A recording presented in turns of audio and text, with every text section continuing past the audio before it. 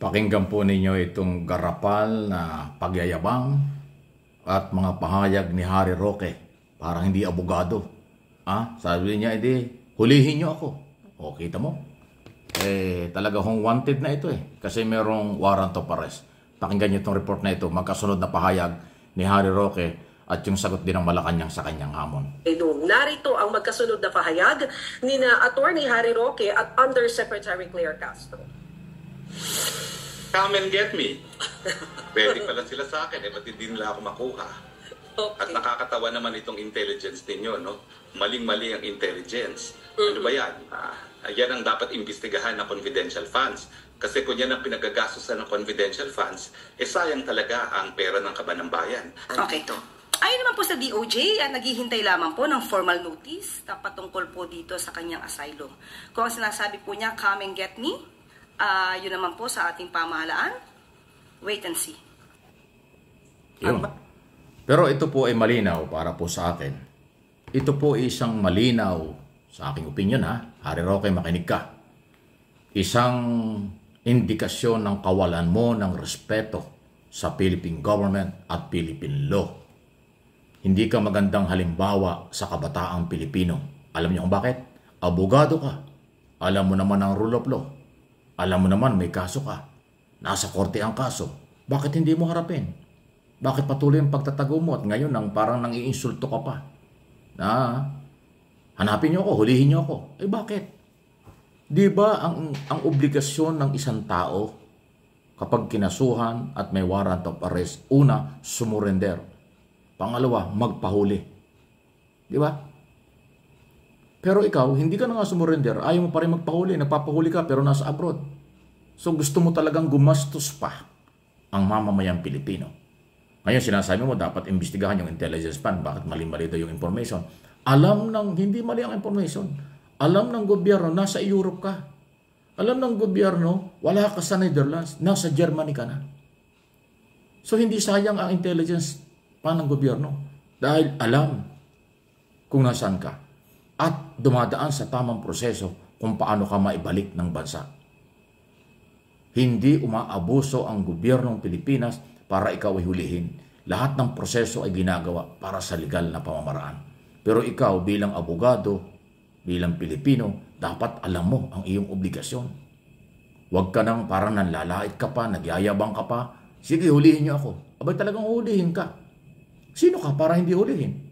Merong warrant of arrest, court order. Diba? Qualified human trafficking, non-bailable offense, isang hindi pangkaraniwang kaso yan.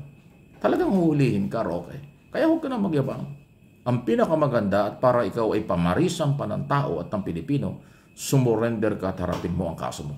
Pero itong ginagawa mong pagtatago at kung ano-anong panlalait pang ginagawa mo sa gobyerno, hindi ka magandang halimbawa sa mamamayang Pilipino. Yan ang aking observation at opinion, Harry Roque.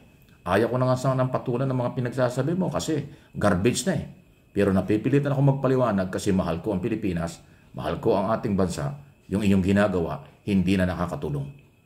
Sobra-sobra na ang panlalait mo at pambabastos mo sa Philippine government at Philippine law. Tama yung sinabi ni Jose Castro. Wait and see. Abangan natin. Pag nagsalita ng ganyan ng Malacanang, anong ibig sabihin? Meron silang ginagawa.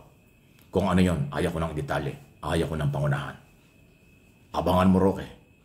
Gagawin ng gobyerno ang hamon mo.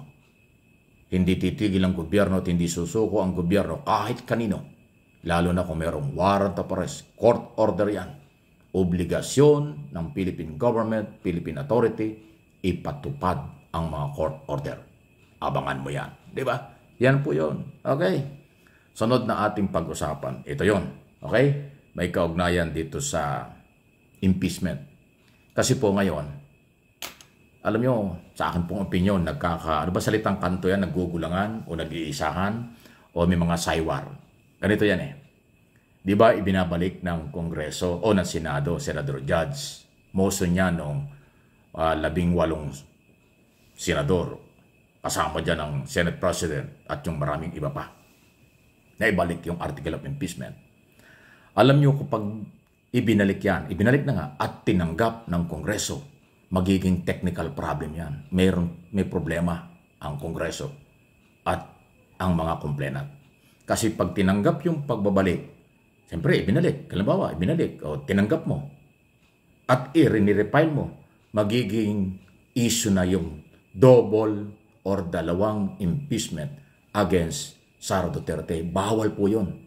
Sa loob ng 1 taon, isa lang ang kaso ng mga impeachable official. Pag dalawa sa 1 taon, bawal na yon.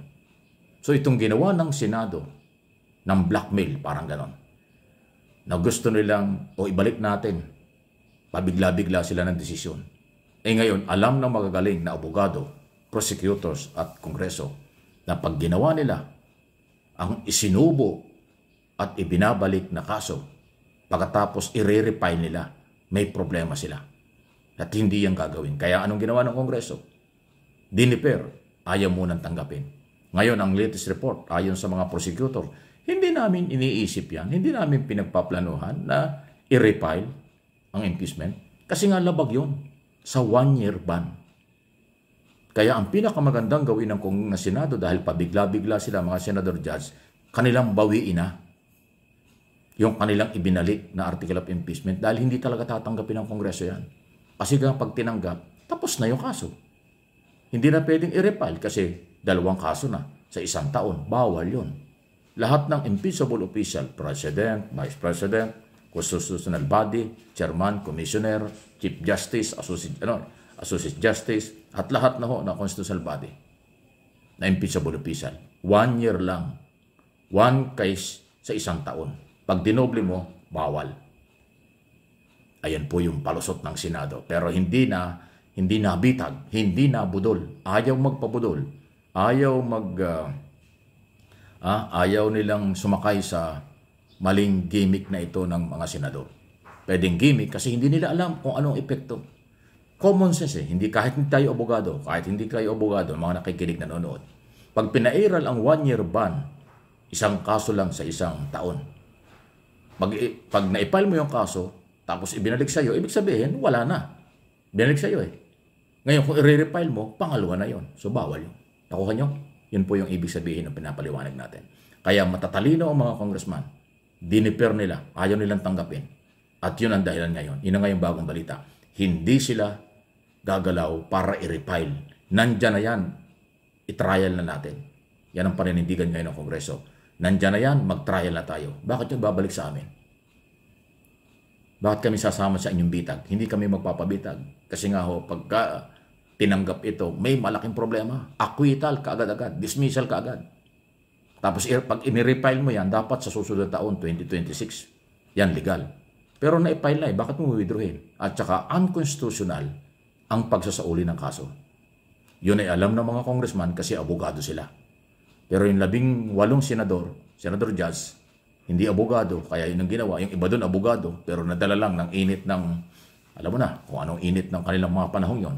Ngayon kaya sila binabatikos. Sino ang matalino? Yung mga senador judge o mga prosecutors o kongreso? O kayong mga mamamayang Pilipino? Base dito sa aking pinapaliwanag. Dito kayo maniwala. Saywar ito. Laglagan ito. Pero hindi nagpagamit, hindi magpapalaglag ang kongreso sa bitag ang Senado. Kasi nga, hindi pwedeng i-refile. Hindi pwedeng 2 kaso sa 1 taon. Bawal na bawal yan. Yan ang unconstitutional pag 2 kaso. Hindi yan pwedeng mangyari. Please like and share, subscribe and follow sa ating mga channel.